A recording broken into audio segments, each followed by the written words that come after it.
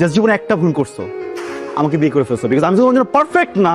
Fine, আমি এরকম imperfect মানুষের সাথে থাকতে পারবো। I want divorce. আবার বলো। আমি ডিভোর্স চাই। আলহামদুলিল্লাহ, আল্লাহর ওয়াস্তে আমাকে মাফ করে কিন্তু বের হয়ে যা। ভাবা ভাবি সব শেষ। শুনুন স্যার, কম্প্রোমাইজ করে এত গরিব মানুষের সাথে থাকা যায়, কিন্তু এইরকম একটা নোংরা মেন্টালিটির মানুষের সাথে কম্প্রোমাইজ করে আমি থাকতে পারবো না। স্যার, সিম্পল একটা কথা বুঝাই বলি, হ্যাঁ ভালোবাসার বিয়ে ছিল, কিন্তু আমাদের লাভ ম্যারেজ থেকে লাভটা অনেক আগে উড়ে চলে গেছে। এখন শুধু ম্যারেজটা আছে, তো এটাকে আপনি উড়াই দেন প্লিজ। লাভ থাকবেও না। আমি কোথায়? হসপিটালে। কিচ্ছু হয়নি আপনার, কংগ্রাচুলেশন, আপনি মা হতে চলছে। কার মা? কে মা?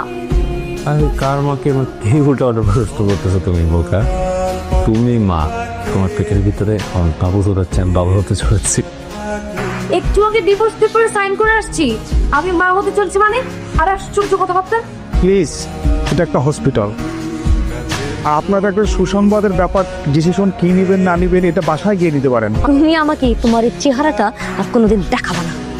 It's okay, it's okay. এই সেম ভুল ধারণা আমারও ছিল, বুঝছো? আমিও ভাবছিলাম যে গতকালের পর আর কখনো তোমার চেহারা দেখতে হবে না, কিন্তু দেখো এখন বুঝতেছি তোমার চেহারাটা না দেখলে তো আমি তো শান্তি পাবো না, আমার তো রাতে ঘুম হবে না। আমি কার দিকে তাকা থেকে ঘুমাবো একটু বলো?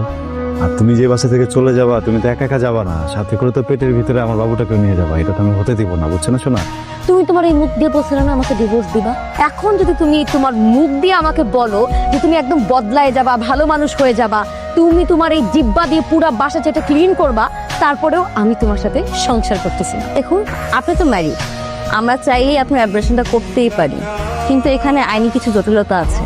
ইভেন আপনার অভিভাবক আর আপনার হাজবেন্ডকেও প্রয়োজন আছে, তার পারমিশন ছাড়া আমরা আপনার অ্যাব্রেশনটা করতে পারবো না। আপনি সিয়াম সাহেবের ওয়াইফ বলছেন? এখন সে আমার হাজবেন্ড না। তারপর বলুন, ফোন করেছেন কেন? জি, উনি একটা অভিযোগ জানাইছে আপনি নাকি ওনার বাচ্চা অ্যাবর্শন করতে যাচ্ছেন। মানে আপনি বললেই হবে নাকি? দেখুন ম্যাম, এটা আমার কথা না, এটা কোর্টের কথা। উনি কোর্টে অভিযোগ জানাইছে, কোর্ট পরবর্তী সিদ্ধান্ত না জানানো পর্যন্ত আপনি এই বাচ্চা অ্যাবর্শন করতে পারবেন না। আপনার কাছে কি সেই অভিযোগের কোনো কপি আছে? জি আছে, আমি আপনাকে হোয়াটসঅ্যাপ করে দিচ্ছি, আপনি একটু দেখুন। ঠিক আছে, পাঠান। আমি খাবো না। জান, তোমাকে তো একটু খেতেই হবে জান, বলছি না খাবো না। পরে কিন্তু আমাকে দোষ দিতে পারবা না। পুরো খাবারটা খান, আর না হয় আমাদের সাথে থানার জন্য। আশ্চর্য, আমার খেতে ইচ্ছে করছে না, আমি জোর করে খাবো। এই ধরনের প্রশ্ন করে লাভ আছে? আমার তো এখানে কিছু করার নেই। হ্যাঁ, আইনের সামনে আমার হাত পা সবই তো বাধা। দেখো আমি একটা কথা বলি, দেশে প্রচলিত আইন অনুযায়ী গর্ভাবস্থায় একজন নারী এমন কোনো কাজ করতে পারবে না যেটা পেটের ভিতরে সন্তানের জন্য ক্ষতিকারক। কিসের গাড়ি?